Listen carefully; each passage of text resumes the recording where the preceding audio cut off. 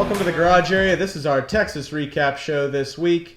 We're going to talk about all the race winners, including Kyle Busch, who won the truck race, Sam Mayer, who barely beat Ryan Sieg to the line in the Xfinity Series race, and of course, Mr. Smiles over here, Chase Elliott, ended up winning the Cup Series race. Ryan's pretty happy about it. He was giggling like a little schoolgirl in the last couple laps.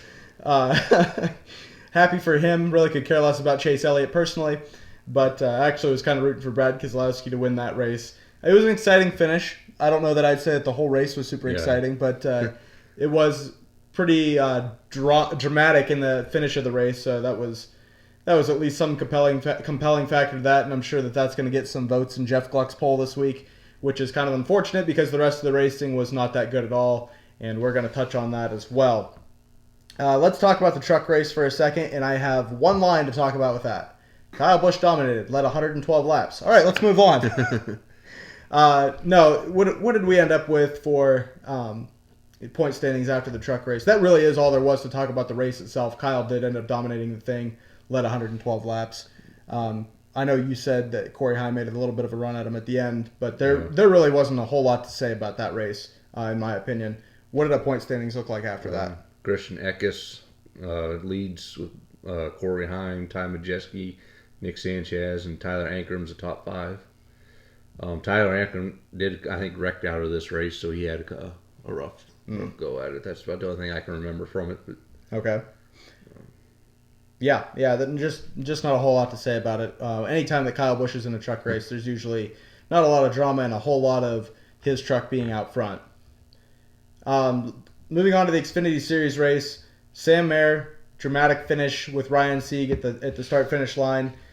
Sam Mayer led a grand total of 5 laps and ended up getting the win by about 1.5 inches. At least that's what it looked like on camera. The real story of the day was that Justin Allgaier dominated the race, led 117 laps. Towards the end, he made contact with a lap car, sent them into the wall. And was that what brought out the final caution? Was that the last one? That wasn't the final caution. That was the caution that everybody put on their last set of tires. Okay. So when he came down pit road, some guys took 2. Did anybody stay out? I don't remember. I think there was like maybe a couple that stayed out because they had previously gone through green flag pit stops. And I think like Austin Hill, he ran green flag stops long. He came in, put 2 tires, stayed on the lead lap. So I think what he did is he came down and put the other 2 tires on because he only had a few laps on the right sides they originally put on. So between a couple of different other strategies, 2 tires and maybe some that went long that stayed out for the restart. So it kind of what put Allgaier behind. I mean, Allgaier had been feeling heat from Riley Herbst because Riley Herbst had run him down in the long run. And that kind of is what messed up Allgaier there with a couple of late restarts. It's just he was at the wrong place at the wrong time in all those restarts. And he ended up finishing 3rd in the race. And just not enough time to get back up to where he wanted to be, battling for the lead. But for sure had the best car. His teammate Sam Mayer gets the win. Do you have the finishing order pulled up from that race? Yeah. Where did Austin Hill finish? 6. Did he lead any laps? He led 25 laps. Okay. That was when he ran long in that final green flag stint. Okay. Everyone else was kind of like splitting the stage in half for the final stage in half there. What about Jesse Love? Where did he end up? He started on the pole, right? Yeah, he kind of struggled for the most part. I feel like he was involved in a couple of incidents. Oh, he finished 9th, so I know at the beginning he kind of fell outside the top 10 there for a little bit, and I think he got in some bumps and bangs with a couple people. But Taylor Gray, I think, was in the 19 for Joe Gibbs Racing. Where did he end up? He finished 11th. Okay. Which was incredible because he had that, I don't know if you saw that real massive save. I thought for sure he was going to be junk after that. Yeah, he was. That was pretty incredible. He definitely deserves a shout out for hanging on to that car. Who was in the 20 this week? That was Ryan Truex. He pancaked the wall off of 4. Oh, that's right. I remember that now. What about Chandler Smith? Where did he end up finishing? Yeah, him and all the Joe Gibbs car had an issue at some point. So I know that he ended up getting in a wreck. Yeah, Chandler ended up 15th. Okay. Yeah. Did he end up leading at all? Yeah, he led a little bit there, 26 laps. at the beginning, and then once Allgaier got by him, that was pretty much that was it for the field today. That pretty much hits all the main guys that I can think of from the Xfinity Series race. What do the point standings look like after that race? Jesse Love, no, that's the lap leader breakdown. Sorry. Chandler Smith is leading, Cole Custer second, Austin Hill third, Allgaier fourth, and Jesse Love fifth. Where did Cole Custer end up finishing this race? He ran up front. I don't remember. I think he got in a little bit of an issue. No, he finished fifth. But I think at the end, I think everybody was beating and banging. So that's probably what I'm. That sounds like Cole's kind of race. Yeah. You good with the lower 2 series race? Anything else you want to talk about from those? Yeah, that's all I got. Okay. All right. Let's move on to the Cup Series. I can't wait to talk about this race. Chase Elliott ends up winning. Snaps, what was it, a 43 race winless streak? 42 race winless streak. His last win was at Talladega in the fall of 2022. And now his last win is at Texas Motor Speedway. A race that I didn't have high hopes for coming into it just because of our recent history at Texas. I would say that the ability to hang on to the race car strictly based on the racetrack, especially that bump in the middle of 3 and 4, that was at a higher level than I thought it was going to be. You saw guys get loose all on their own, spin out, and go over that bump, first of which was Jimmy Johnson on the day. 7-time champion, first guy to lose it over that bump. The downfall of Jimmy Johnson is kind of hard to watch. I did not like rooting for him. Got his diecast sitting here on the table. I did not like rooting for Jimmy at all. But at the same point, you have to respect greatness in a sport. And Jimmy Johnson won 7 championships with that Lowe's 48 car and with Chad Knaus on the box. It's just incredible what he ended up doing in this sport. And to see him running for his own race team now. And we were talking earlier, I don't know that he's finished a race since he's come back. Well, he finished this one, so that's... Oh, did he finish? Yeah. Okay, let me say this. Let me rephrase that. I don't know that he's finished a race without incident. Yeah. Since he's ended up coming back as a team owner in the sport. So that's just kind of disappointing. But that really has nothing to do with how this race played out at all. Chase Elliott started 24th on the day, and he led 39 laps. He was able to get up to the front through some early pit strategy. Yeah.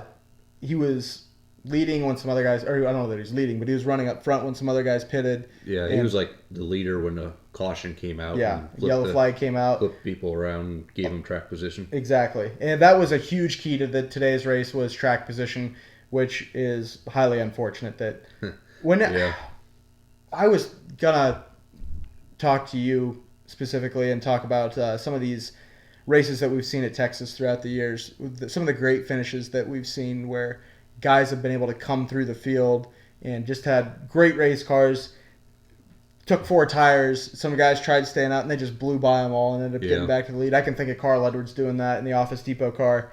I just recently watched a replay Johnson beating Matt Kenseth. Yeah, that was unfortunate. I do remember that. That was a fun race to watch. So yeah, there's been so many good races at Texas throughout the years. It's not the racetrack's fault. This is a good racetrack. It's just like Richmond. It's just like some of these other tracks that we've seen be good throughout the years. They are good racetracks. They don't need to be pulled off the schedule. It is this stupid race car that we keep bringing week in and week out. This stupid car that's so aero-dependent. We got this giant spoiler on it. We got this giant diffuser underneath of it. We got these hood louvers.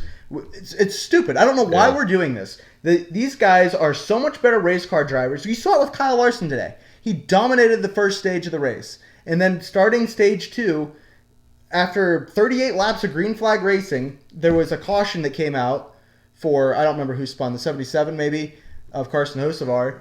And under caution, he loses a wheel, which that's his own issue. I mean, that's a problem. That's a 2-lap penalty. He goes 2 laps down. He's mired in traffic the rest of the day. Yeah. This guy has led the entire race to that point, and he can't go anywhere because of this race car. It's a problem. I don't know why we're watching it. I don't know why we have to put up with this as NASCAR fans. You and I watched racing when it was racing, when fast cars went to the front, could go forward, could move through traffic. And that's not what we have anymore. And I don't know why we have to continue to put up with it week in and week out. It's disgusting to have to actually see this. we talk about aero dependency and how that's such a problem, and they need more horsepower, and the tires are too wide, and they need the tires to wear more, and all that's true. But I'm so sick of sitting here and whining about it and seeing nothing change, because Texas Motor Speedway has the potential to be a great racetrack again, and it is this stupid car that is ruining it. And I'm so sick of it. I need a minute to catch my breath. I still don't like this configuration of Texas. I feel like that has affected things too, because these guys run the bottom 2 lanes, and you got 5 lanes of open track that they can't use. And it's like once they get out of those lanes, they're on ice. It's just like unusable. I mean, they can't. They don't seem to be able to catch their cars out there either. Yeah, you know what I'm saying. There's something about the track I don't like either. At least turns 1 and 2. I mean, I don't know. I don't disagree with that wholeheartedly, but at the same point, it's a minor issue compared to the race car. Oh, the race cars need tons of work. They don't need tons of work. They need thrown in the scrap yard. Oh yeah. Just start over. I feel like we are in the in like a waiting room of a doctor's office. You know that something else better is supposed to come, but you're just sitting here waiting. Oh, yep, another race went by, and another championship went by, and you got this stupid championship format too that we've got going on. That's a whole different rant that I'm not even going to go on right now. But the state of NASCAR right now is just awful. And you can see that there's been some regrowth a little bit, and they are killing it with races like this. It's just stupid. And I don't know why it has to continue like this. I want to see high horsepower. I want to see guys side by side that don't have to worry about the air. Yeah. I want to see a Chase Elliott pass Denny Hamlin and just slide up in front of him without Denny getting arrowed tight or loose or whatever he did and lose the car. And it's ridiculous. I need to calm back down so we can finish talking about this race, though. Oh, my goodness. Larson, as I said, started on the pole. His 3rd straight pole, actually. Dominated early, had that wheel come off, was 2 laps down, and just stayed in the back of the pack. He ended up getting put 4 wide towards the end of the race on the second to last caution, I think it was, and he ended up getting spun. Yeah. Spun around, hit the wall, finished 21st. Not a great end of the day for him. Definitely had a much better race car than he ended up finishing. Ty Gibbs was also fast, started outside front row. Right off the bat on one of the first pit stops, maybe the first pit stop, had the socket that fits over that wheel nut, which is also a stupid thing. We need to go back to just 5 hex nuts on lug studs. I'm much more of a fan of that than this ridiculous thing that we got on those wheels. He ended up having the socket come off the gun, stick on there. He had to come back down pit road, get that fixed, put him behind. He still ended up finishing 13th, only led 5 laps. Certainly had a faster race car than that. But he was able to, through pit strategy and whatnot, move up through the field a little bit and didn't have his day totally ruined because of that. And especially that being a first pit stop incident, he should have had all day to make that up if he was fast and been back in the top 5, and that just never materialized. So this is ridiculous. Denny Hamlin, he had a fast car. He started 11th, and that you heard them talk about that we had a terrible qualifying effort. We're going to have to come through the field to get up to the front. Yeah. They qualified 11th. They started the race 11th. That's a terrible qualifying effort for them. Yeah. When I watched Matt Kenseth qualify 36th every single week and still finish top 5, it just tells you how far we've fallen when we get to this point. Because they're talking about 11th being a terrible qualifying position, and he ended up coming to the front, contended for the win. I don't know how many. I guess he led 37 laps. And in a battle with Chase Elliott for the lead, he ended up turning. I wouldn't say he got turned because it was purely air. Yeah. And ended up backing it in the fence. He ended up finishing 30th. Finished right behind Jimmy Johnson, which is a position he's familiar with, I'm sure. But he had a really good day that it just ended up bad because of, once again, aerodynamic issues. Michael McDowell, he was battling for the lead, ended up crashing. I think that was more, I'm sure air played a factor in that, but that was just an issue of going through the bump side by side with somebody.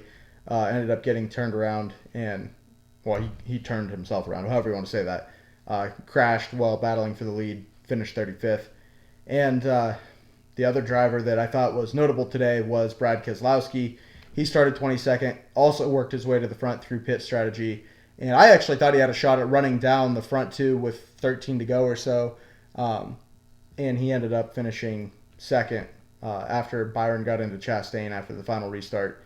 On that final start, Chastain and Elliot were side by side. Elliot got a better restart, just barely. Ended up clearing him. Was it off of 2? Yeah. And went down the backstretch, and it was on the white flag lap that Byron was trying to take second from Chastain. And Chastain had some kind of a problem, I believe. I don't know what it was, but he slowed up a ton off turn 2. He got loose or something like that. And Byron just ran right into the back of him, turned him into the outside wall. Certainly not intentional at all, and just completely trashed the one car. And that ended up sealing the deal for the 9. And then I saw you pop off like high pressure in a radiator or something like that. That was incredible. Your reaction to that. I can't wait for people to see it. I don't think we talked about our picks. We'd certainly been on a pretty hot streak recently with the drivers that we've been picking to finish well. That's really all we're doing, is picking drivers that we think are going to finish well. And they've won a lot of races. This week, you picked Tyler Reddick. He finished 4th. Looked like he was going to have a shot to win at one point. Had the caution not come out, he probably would have. You're right. Probably would have won. He ended up slapping the wall and still ended up in 4th place. Really good day for him. I don't know what he led for laps. I didn't even look to see what that was. But certainly strong for him nonetheless. He only led 37 for as fast as his car was. So. It seems like the lead was shared a little bit, which I know sounds great, but it's purely because of how much pit strategy took place under green flag racing. Yeah. Which we had I don't know how many cautions we had in this race. It was a ton, but it seemed like they all clumped together. Yeah. And didn't affect the actual pit strategy that much. I guess twice throughout the day it affected pit strategy. But my pick was Bubba Wallace. He ended up on one restart. What was it? Was it a restart? I think it was a restart. He was in the outside lane. He had Chase Briscoe behind him.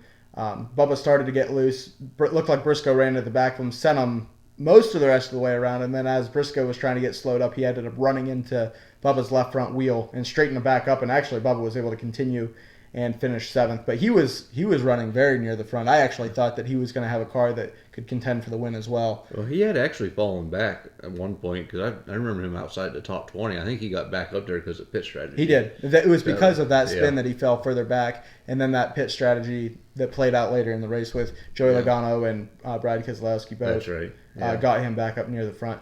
Speaking of Joey Logano, where did he end up finishing? He was not a factor all day unless that pit strategy was playing out. Yeah, he finished 11th. Yeah, that's a pretty good day compared to where they were running, which was high teens, low 20s. So that's good for them. Obviously not nearly as good as your driver did today. He definitely didn't have the fastest car, but he got out front when it mattered most. So. Elliot, that is. Yeah. Yeah, that's very true. Clean air is king, baby, and it should not be.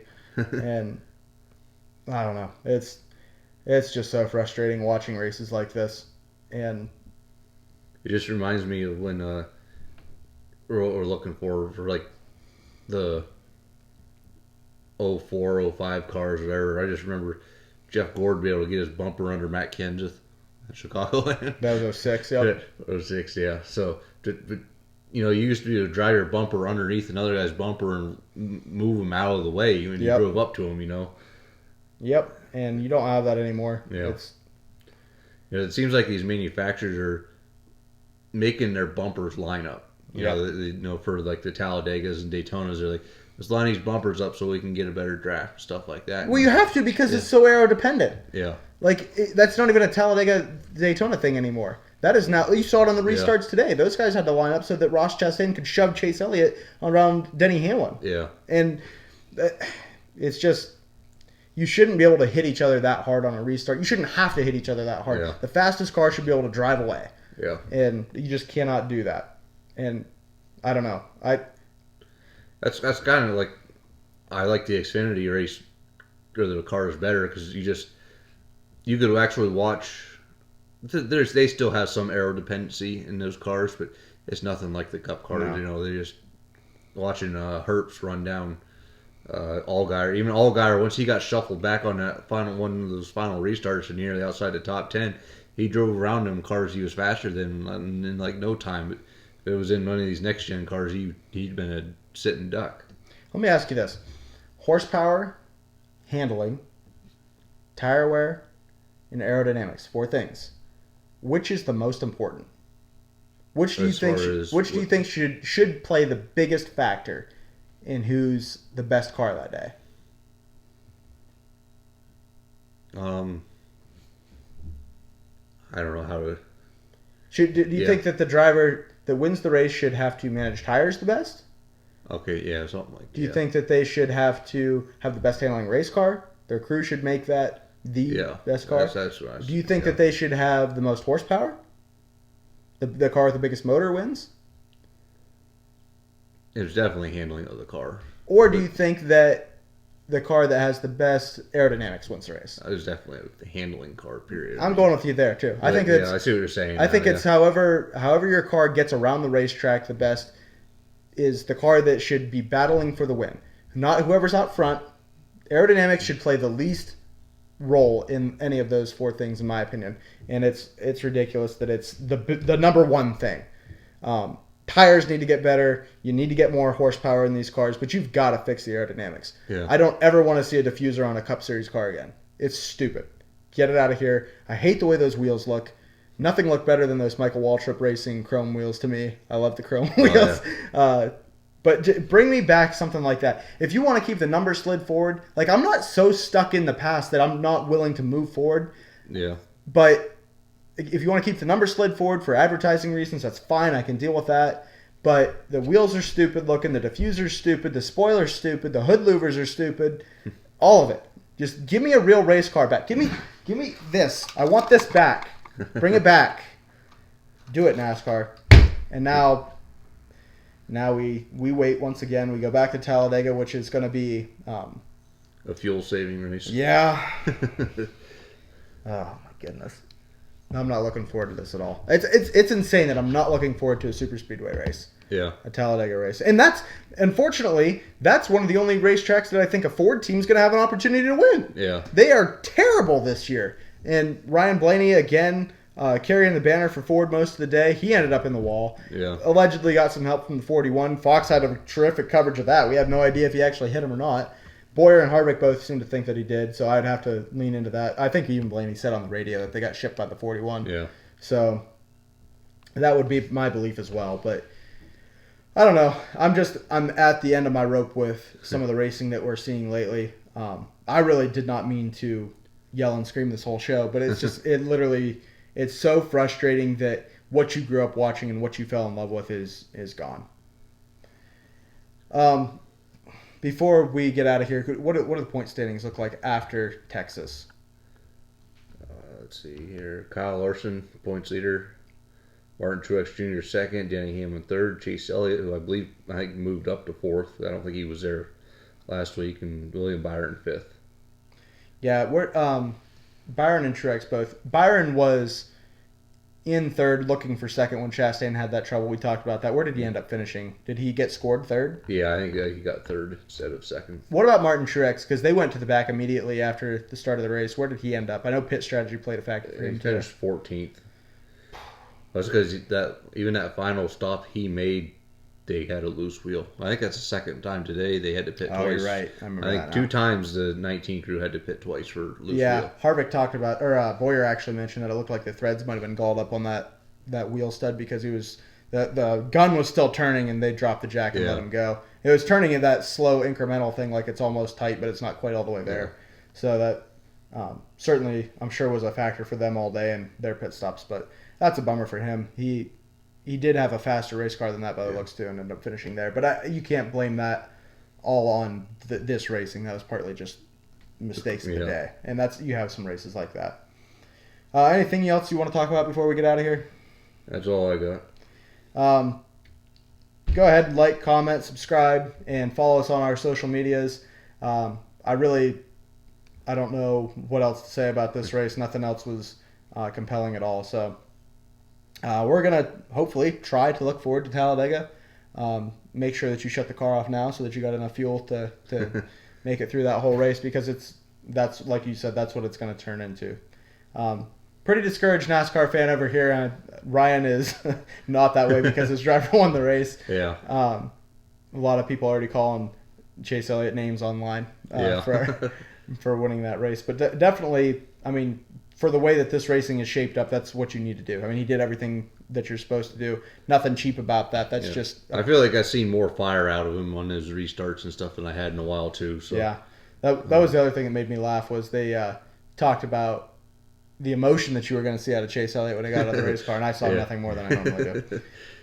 Not a very emotional guy at all. Do you want to say anything before we get out of here? Because your driver did win the race. I don't want to spend my whole time talking. That's all I got. We're back. All right. Thank you, everybody, for watching. Like I said, like, follow, comment, subscribe. We really appreciate all your support and feedback. Let us know how we're doing. Let us know if you enjoyed the rant or if you are in the same boat with me as well. And we'll see you guys next week after Talladega.